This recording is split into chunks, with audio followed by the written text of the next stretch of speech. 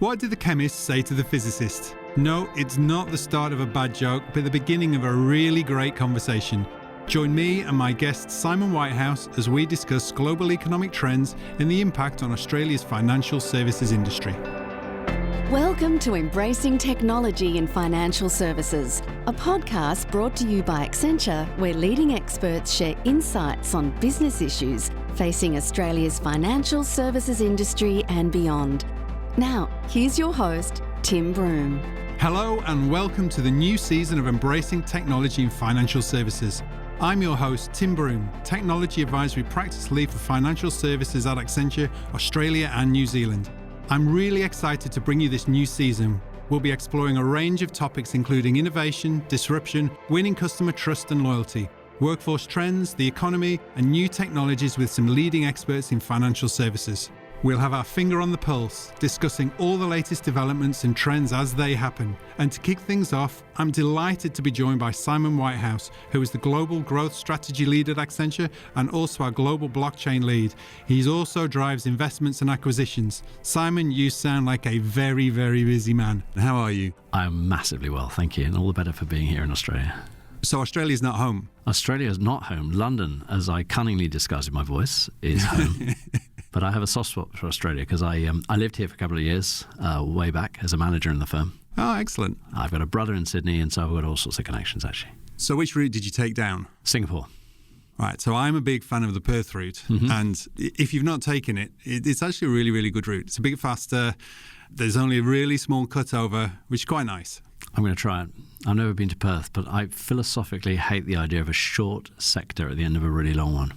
So I'm happy to do it the other way around. Well, the next one, so Qantas is talking about direct now. I know, it's crazy. 2023, I think. But yeah, that'd be great. But we're not here to talk about flight routes. This is quite a change from the usual conversation. It's not that often we get somebody who has a really, truly global perspective. So look, firstly, thanks for taking the time. And as we mentioned, I've seen your calendar. I know how super busy you are. But having somebody with a global perspective, what I wanted to talk about this week is the events that we see globally. How does that boil down to what happens in Australia? So if we start off with, what are the global forces that you see affecting the financial services industry? It's interesting. We do live in a time of great exciting change, to use the great Chinese euphemism, which is good for us because change is what drives us.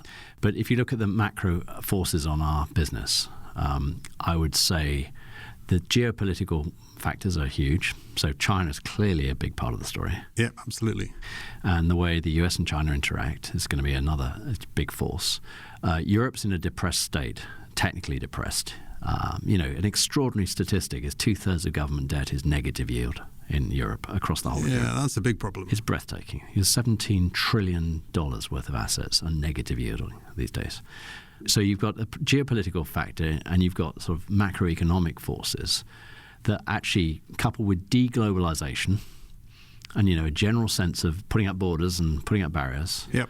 It's changing the landscape with no question at all. And if we look at, you mentioned deglobalization, if we wind back a little bit, why have we got to this position? Because for many, many years, we were pushing, countries were getting more connected, the EU was expanding, everybody was trying to find ways to trade more simply with one another. Yes. And now it's almost as if the last 3 or 4 years, we've just completely swung the other direction. Yeah, no. What do you think started to bring that in? It is striking, isn't it? It's remarkable. I was reflecting the other day that my whole professional career, I've benefited from increasing connection and globalization, and now it's reversing really rapidly.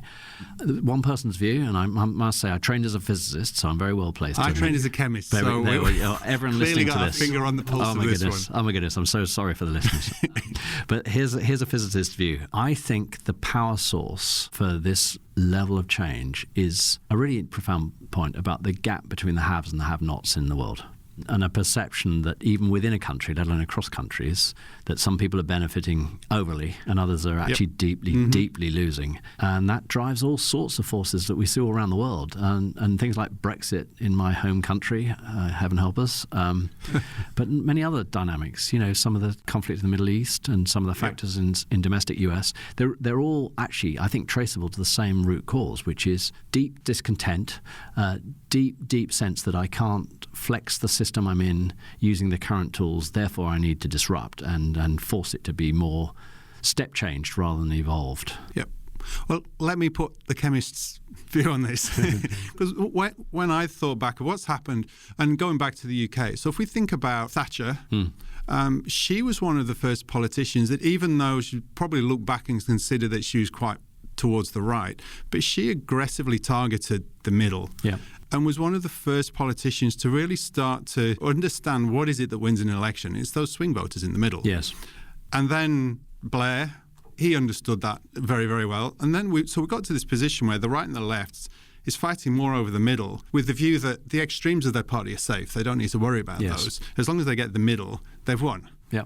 Now, over time, everybody's realised that, well, actually, I don't see a whole lot of difference between the two main parties. And those on the extremes are starting to feel that their voices aren't heard, which is now they've got a voice because we've got politicians who are actively seeking out their support. And that's then with the view that the distribution of wealth isn't ideal anymore. We're now in a position where the voices that were at the extremes and were kind of under control have got an awful lot of power now. I agree with that.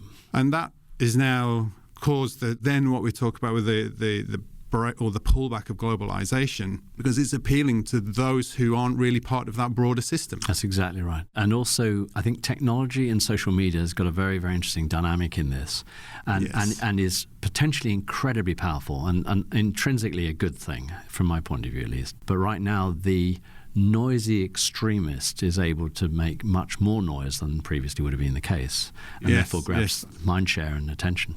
So if we look back on Europe, and a lot of what happens in Australia, I think, tends to percolate down from the northern hemisphere down to the southern hemisphere. So a lot of what we see in Europe gradually, and the US, will work its way down here. And you've mentioned depressed government bonds, but also if we look at the banks across Europe, they've also been in fairly sticky situations. So what's happening around the banking system? Yeah. I was actually at a breakfast meeting here in Melbourne earlier this morning, and talking about the forces on the banks, and they're remarkably tied into awkward states, I'd say. They've got a global economic or a local economic environment that's actually not conducive to growth.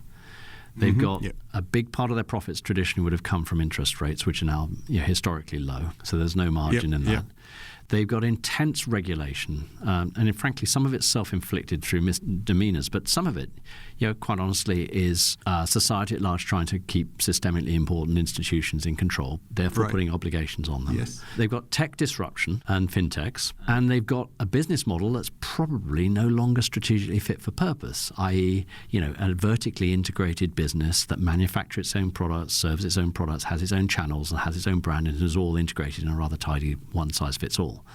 And that's unsustainable. So trying to work your way out of the current conundrum while serving shareholders, serving governments and stakeholders, serving the court of public opinion, which is not very friendly, and still being viable enough to be able to invest, in the wise pivot sense, to build the new, is really quite an interesting conundrum, I think. And the levers that they've got to play with are getting harder to move. Yes, that's exactly right. And increasingly, I think a lot of the leadership teams of our big banking clients and the big banking stakeholders are very thoughtful about the sort of social obligations they have, and about the degrees of freedom they've got in terms of being good stewards in society, as opposed to just being money-making machines. Yes. So we were talking about return on equity yesterday. I was looking at, so DBS has announced 18,000 headcount reduction. They are still, I think, or just coming out of negative ROE. Lloyd's is positive now, but was in a negative position. That is not a great position for business to be in. That's right.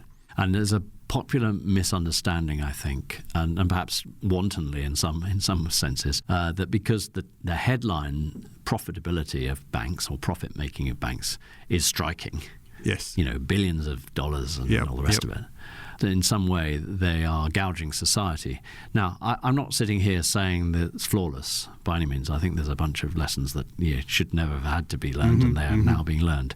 But the bottom line is, when you're running a business that has a lot of capital associated with it and a lot of safety nets associated with that capital, so that you and I will always get our money back, if something goes wrong. Yep. In that context, when you look, as you say, at the return on equity as opposed to profit, and you compare that to the cost of equity, the vast majority of banks and financial services generally actually around the world are value destroying every day they turn up to work. So that's not a great place to be in. Not an ideal scenario. This is gravity defying stuff. Now, so we've talked a fair bit about Europe. Is the US radically different? Or it's interesting, actually. It's an interesting question because the US actually, in fact, I'd say there are three different regional sort of characteristics actually in financial services. And I'm probably leaning heavily towards banks, but actually it's not just banks you could put in this framework. The US, to go there specifically, has had a very favourable government regime and quite a favourable domestic environment in terms of growth. Yes. So lower taxes, an intent from the legislature to reduce a regulatory burden, and a domestic economy that's firing reasonably well. So actually, until quite recently, the banks in the US have actually had record profits. Now, I said until recently because part of that, as I mentioned earlier, is linked to interest rates.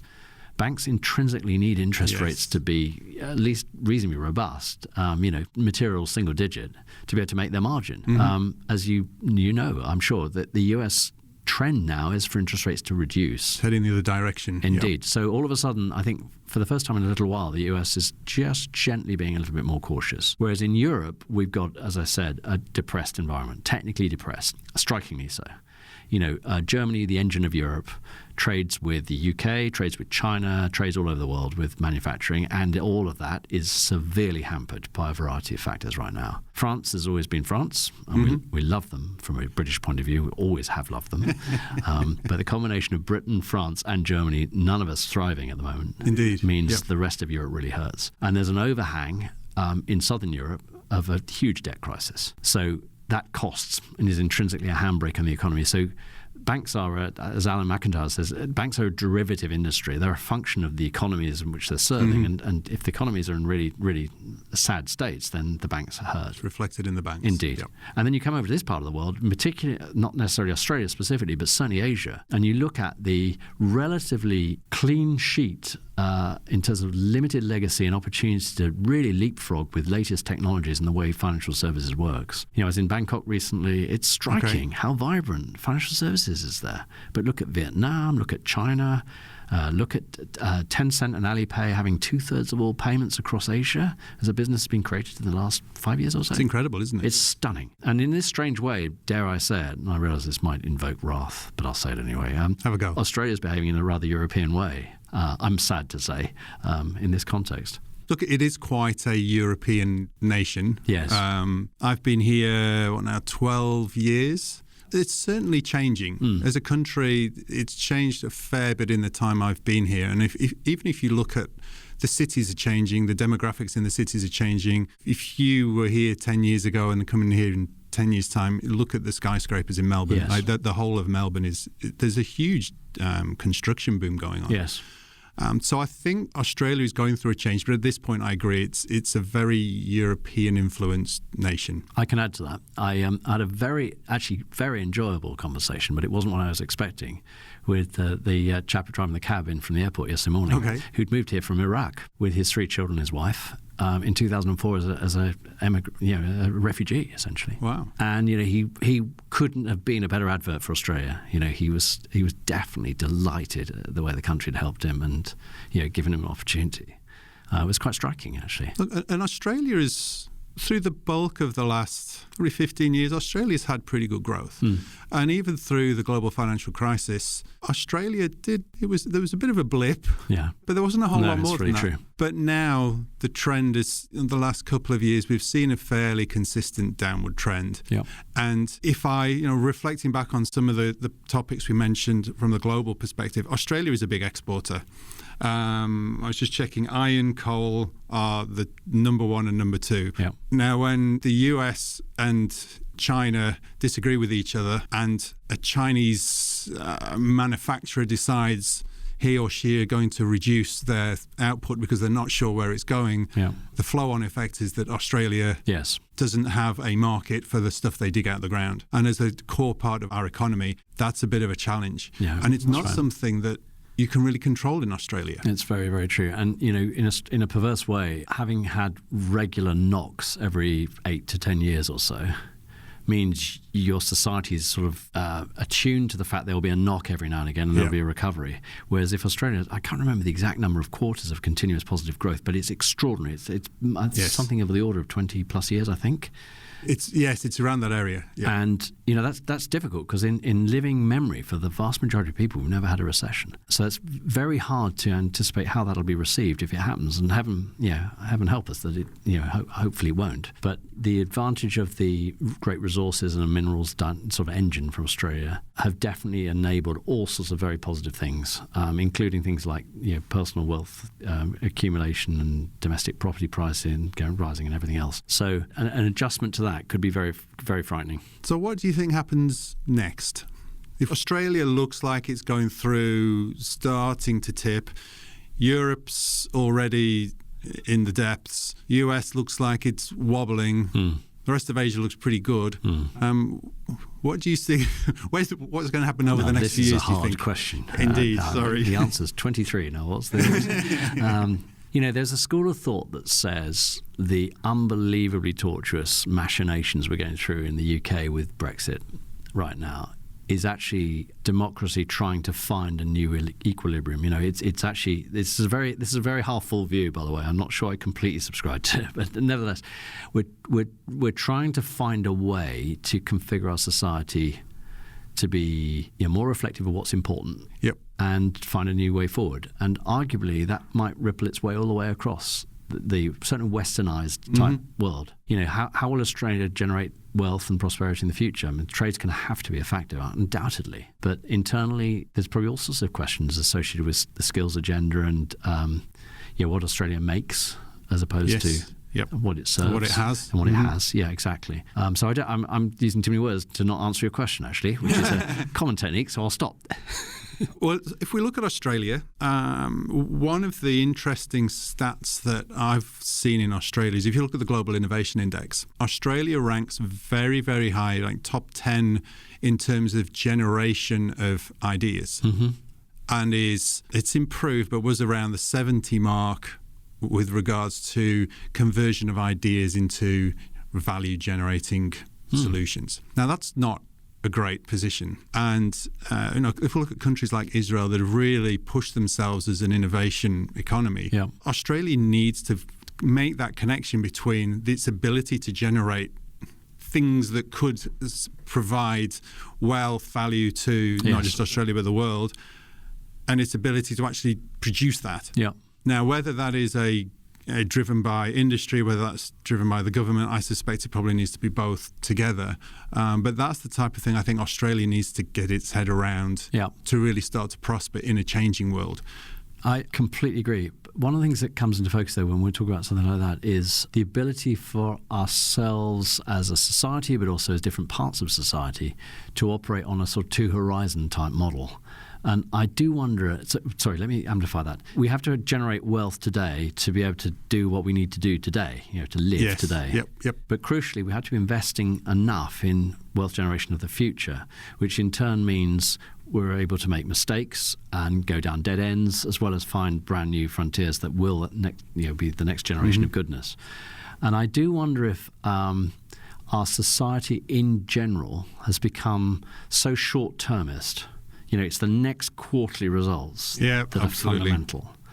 That actually we might have got ourselves into a bit of a dead end. So that I think, to the Brexit machinations point a few minutes ago, is probably one of the things we're going to have to work through. And interestingly, in an environment again in Europe where we've got quantitative easing, negative interest rates, and probably the next tranche of things are going to be tax reductions to try and stimulate people to invest and build for the future.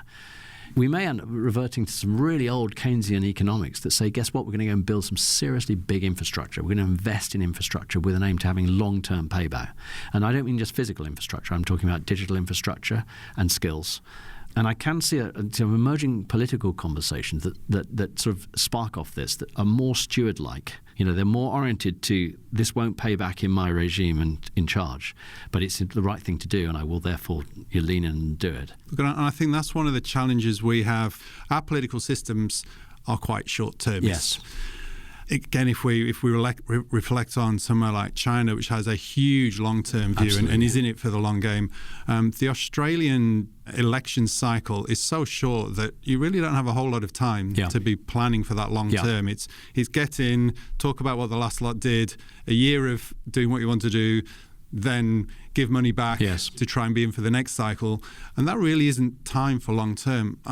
And the National Broadband Network is an example of we swung different ways depending on which party was in. So a lot of money was spent on just figuring out who was actually going to deploy this. If we look at some of the physical infrastructure solutions that are out there, then there's disagreements between the parties on what the right solution is. So we're really struggling here with that long-term view, and I completely agree that that's needed in order for us really to prosper long-term, but it's a fundamental change to the whole way which our systems operate. See, in this conversation, I think you can start to assemble a few ideas that sort of drive change, and they hopefully can drive change in a constructive, evolving way without need for revolution or war or traditional solutions, frankly, to this sort of discontinuity. But you've got the have-not divide. Yep. You've got the need to go long-term as opposed to short-term. And you've got the need to, maybe allied to that second point, invest in a manner that causes people in society to feel